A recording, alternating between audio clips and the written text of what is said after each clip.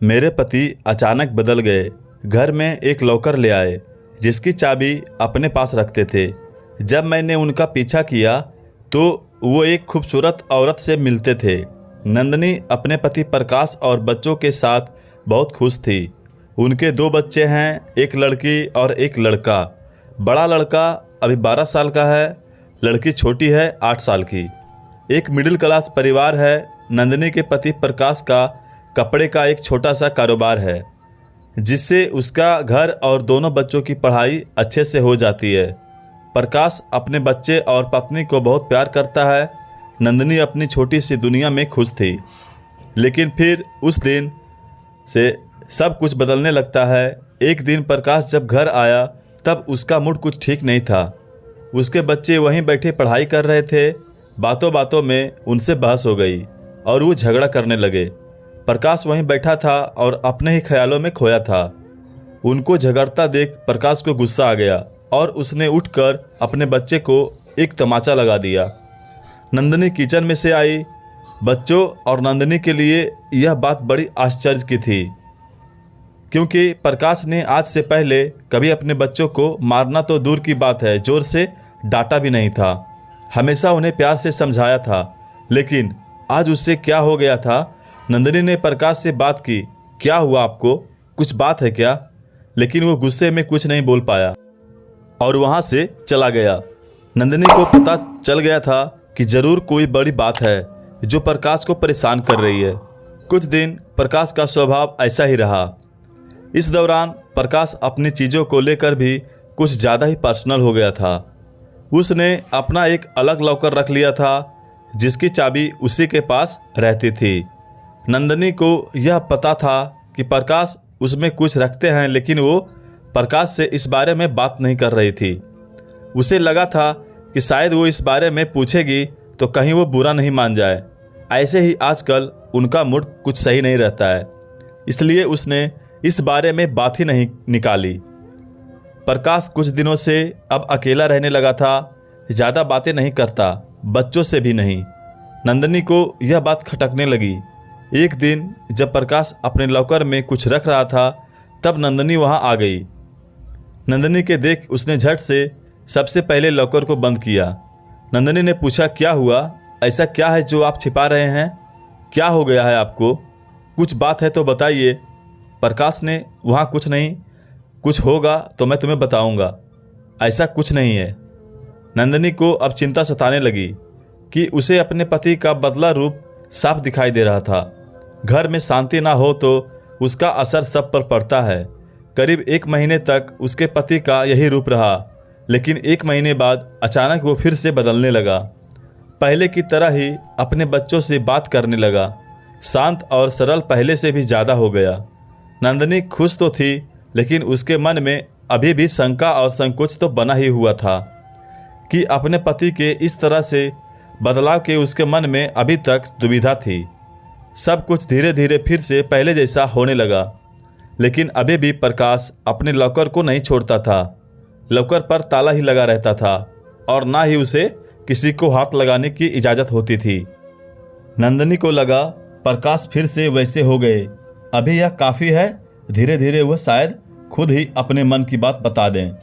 समय बीतता गया। एक दिन नंदनी दोपहर अपने घर से कुछ काम को निकल गई। प्रकाश दुकान पर थे और बच्चे स्कूल, इसलिए वो घर के काम से खुद गई। लेकिन बाहर जाने पर उसे पता नहीं था कि उसे ऐसा कुछ दिखाई देने वाला है।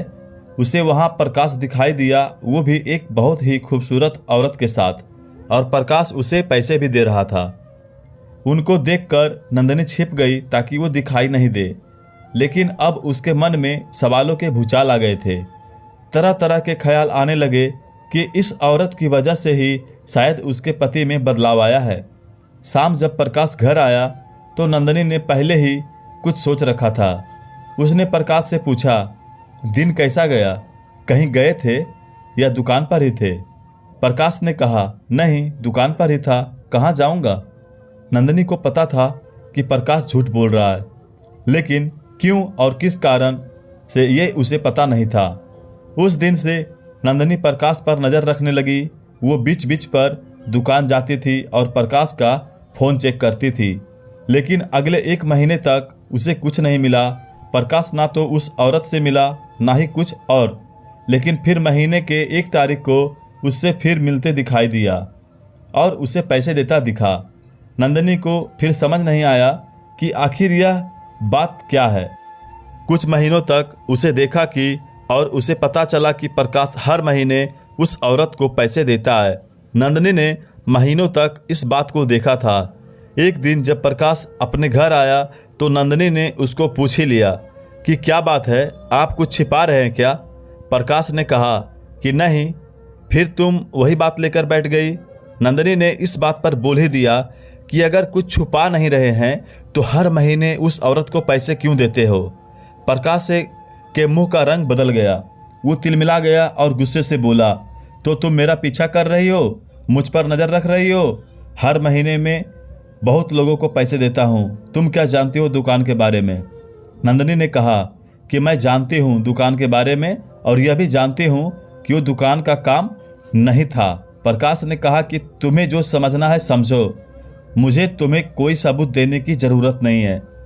वो बात वहाँ ख़त्म नहीं हुई। नंदिनी ने उसके बाद भी प्रकाश पर नज़र रखी, लेकिन अब उसे वो उसके साथ फिर दिखाई नहीं दिए। नंदिनी ने सोचा कि शायद प्रकाश ने अब मिलने की जगह को बदल दिया होगा। प्रकाश का लॉकर भी उसे अब खटकने लगा। उसे लगा कि हो ना हो शायद इसी में वो राज है जो उस औरत और प्रकाश के बीच में है। जब प्रकाश नहीं था तब उसने कोशिश की उस लॉकर को खोलने की, लेकिन वो नहीं खुला। घर में बच्चों को देखकर नंदिनी चुप हो गई। उसने इस बात को घर में उठाना बंद किया। उसे लगा कि इसका उसके बच्चों पर बुरा असर पड़ेगा और वो नहीं चाहती थी कि ऐसा हो। समय बीतता गया। करीब 3 साल के बाद प्रकाश की तबीयत खराब हुई। सांस लेने में प्रॉब्लम हो रही थी। प्रकाश अपनी पत्नी के बिना बताए अस्पताल गया था और करीब 1 या 2 दिन बाद वापस आ गया। घर में किसी को इस बारे में उसने नहीं बताया। 2 दिन बाद जब वो घर आया तो नंदिनी उस पर टूट पड़ी। बोली कि क्या हालत बना रखी है, कहाँ थे, ऐसा क्या है जो आप इतने सालों से छिपा रहे हैं? आज मुझे आपके और इस लॉकर के बारे में जानना है। प्रकाश ने अब सच बताना सही समझा। उसने लॉकर खोला और उसमें से फाइल निकालकर अपनी पत्नी को दिखाना शुरू कर दिया। सब देखकर नंदिनी के पैरों तले जमीन निकल गई। उस फाइल में उसकी बीमारी और अस्पताल के पर्चे थे। प्रकाश ने बताया कि आज से ठीक 4 साल पहले उसे पता चला था कि उसे एक गंभीर बीमारी है और ज़्यादा दिनों का मेहमान नहीं है। इस बात ने उसे तोड़ दिया था। उसे चिंता सताने लगी थी कि वो यही सब में डूबा हुआ था। वो निराशा और चिड़चिड़ा हो गया था। यह सब हो ही रहा था कि एक दिन दुकान के सामने उसे एक औरत दिखाई दी जो कि भीख मांग रही थी। उसे देखकर उसे दया आ गई। उसने उससे पूछा कि क्या हुआ बहन, देखने में लगता है कि तुम अच्छे घर की हो और फिर सड़क पर इस तरह भीख मांग रही हो। उस औरत ने अपनी कहानी सुनाई। कहा कि वो अनाथ थी। उसके पति ने उससे शादी की, लेकिन उसके देहांत के बाद उसका वहाँ रहना मुश्किल हो गया था।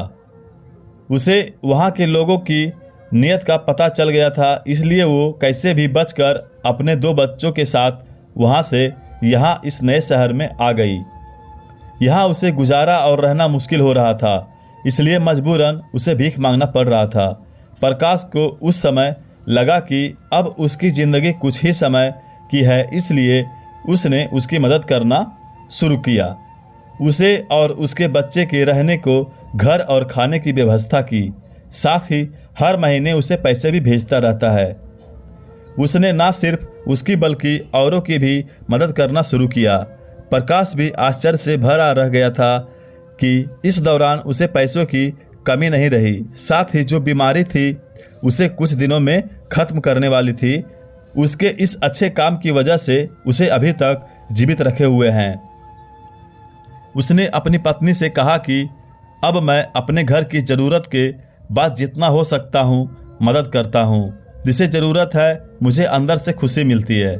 शायद यह उन लोगों की दुआ है जो अभी तक मैं जीवित हूँ।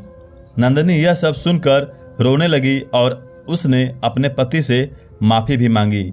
उसने कहा कि आप इतना सब कुछ झेल रहे थे और हम आपको कितना गलत समझ रहे थे। नंदिनी भी प्रकाश के इस काम में अब उसका साथ देने लगी। इस जिंदगी में कब क्या हो जाए हम में से कोई नहीं जानता। अगर हम किसी के काम आ जाएं, किसी को जिंदगी जीने में मदद कर दे तो उससे बड़ी बात कुछ और नहीं। अच्छे कर्मों और नियत का फल हमेशा अच्छा होता है। कहानी अच्छी लगी हो तो लाइक सब्सक्राइब करके जाइएगा। धन्यवाद।